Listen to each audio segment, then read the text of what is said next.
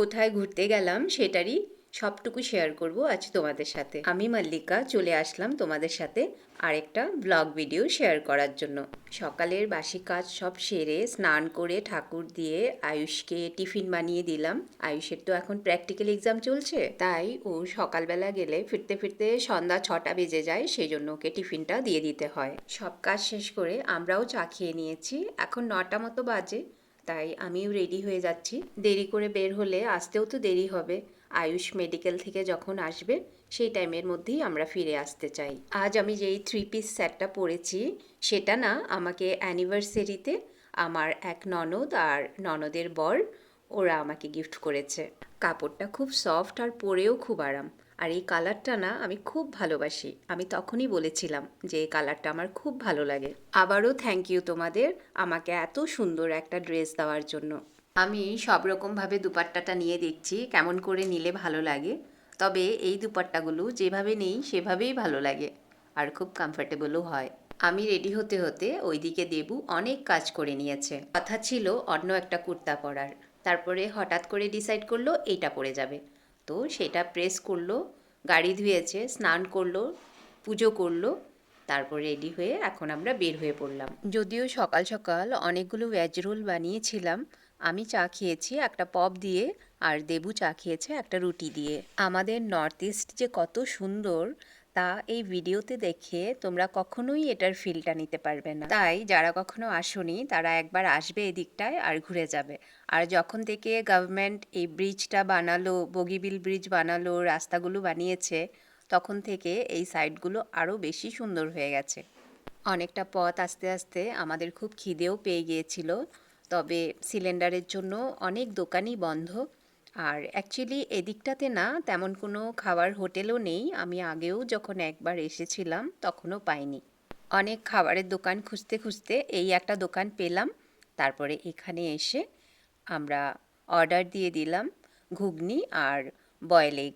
তবে এখানে রুটি ছিল না। আর আমার না বরাবরই এভাবে রাস্তার পাশে যে এই দোকানগুলো থাকে এখানে খেতে আমার খুব ভালো লাগে। মাসিটা বলছিল অন্য সময় নাকি রুটি পুরি এসব বানায়, তবে এখন সিলিন্ডারের ক্রাইসিস বলে এখন সিলিন্ডার পাচ্ছেও না, তাই বাড়ি থেকে এগুলো বানিয়ে আনে।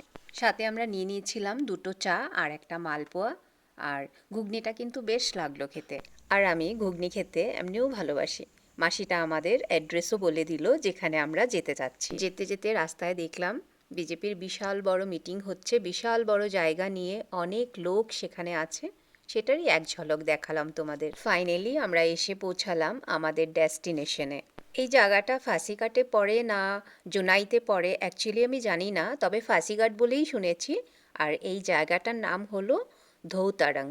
কি সুন্দর না নামটা, আমারও খুব ভালো লেগেছে। আমাদের ঠাকুরের এখানে বিশাল বড় করে উৎসব হচ্ছে, আমরা সেখানেই এসেছি। তবে আয়ুষের এক্সাম না থাকলে ওকেও নিয়ে আসতাম। এই জমিটা কিসের সেটা বলতে পারবো না, তবে অনেকটা বড়। এই চারিদিকে না এইরকম অনেক, এই যে এটা যেরকম ক্যাম্প করে রেখেছে সেরকম অনেক মেডিকেল ক্যাম্প, তারপর সেপারেট ভাগ ভাগ করা অনেকগুলো ক্যাম্প করে রেখেছে। তারপর অনেক যারা বাইরের থেকে এসেছে ওদের থাকার জন্য ব্যবস্থা করা হয়েছে। অনেক লোক এসেছে বাইরের থেকেও। নিজেকে অনেক ভাগ্যবান বলে মনে হয় যখন এইরকম উৎসবগুলো অ্যাটেন্ড করতে পারি। সবসময় যাওয়াটা তো পসিবল হয়ে ওঠে না, আর হয়তো দেবু যদি বাড়িতে না থাকতো হয়তো আমি যেতেও পারতাম না। আর আগেও গিয়েছিলাম কিন্তু তখন তো দেবু এসেছিল, কিন্তু বলা তো যায় না না কখন যেতে পারি কখন যেতে পারি না। তো সেজন্য নিজেকে অনেক ভাগ্যবান বলে মনে হয় যখন এই রকম জায়গাগুলিতে যেতে পারি। অ্যাকচুয়ালি আমরা নিজের ইচ্ছাতে তো আর যাই না, ঠাকুর আমাদের ডাকে তাই আমরা যেতে পারি, আমি সেটাই বিশ্বাস করি। এই যে প্যান্ডেলটা দেখছো এখানে গান কীর্তন হচ্ছিল।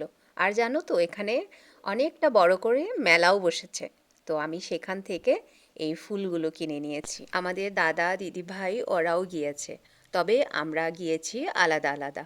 আমরা যেহেতু আয়ুষ এক্সাম দিতে না যাওয়া পর্যন্ত যেতে পারবো না, সেজন্য আমরা লেট করে বের হয়েছি, আর দিদিভাই ওরা আগে বের হয়েছে। আমরা ওখানে গিয়ে দিদিভাই ওদের জয়েন করে নিয়েছিলাম। আমাদের যেহেতু আয়ুষের সাথে টাইমটা মিলিয়ে ফিরে আসতে লাগবে, সেজন্য আমরা প্রসাদটাও তাড়াতাড়ি খেয়ে নিয়েছিলাম। প্রসাদ যে এত টেস্টি হয় তাই না? এখানে এত এত রান্না হয়েছে, তবে প্রসাদ যে সেই অমৃত। কে কে ভালোবাসো প্রসাদ খেতে? আমি কিন্তু প্রসাদ খেতে খুব ভালোবাসি। তবে সেই মাখা প্রসাদ যদি হয় তবে সেটা আমি আরও বেশি ভালোবাসি। প্রসাদ নেওয়ার পরে আমরা আর খুব বেশি লেট করিনি, আমরা বের হয়ে পড়েছি। কারণ সন্ধ্যার মধ্যেই বাড়ি এসে পৌঁছাতে লাগবে, আয়ুষও এসে পড়বে, সেই জন্য। দিদিভাই ওরা লেট করে আসবে। সন্ধ্যার যে প্রার্থনা হয় সেই প্রার্থনা করে তারপরে দিদিভাই ওরা বের হবে। এখানে আমি একটা কথা বলতে চাই, সবাই যে সবসময় এরকম উৎসবে আসতে পারবে তার কোনো মানে নেই। অনেকের অনেক রকম অসুবিধা থাকতেই পারে, হয়তো মন থাকলেও আসতে পারে না। আমি ভিডিও ক্লিপসগুলো নিয়েছি অবশ্যই ব্লগ ভিডিও বানাবো বলে, যেহেতু আমি সবসময় ভিডিও বানাই আর ভিডিও বানানোটাই আমার কাজ, আমি তো ভিডিও বানাবোই।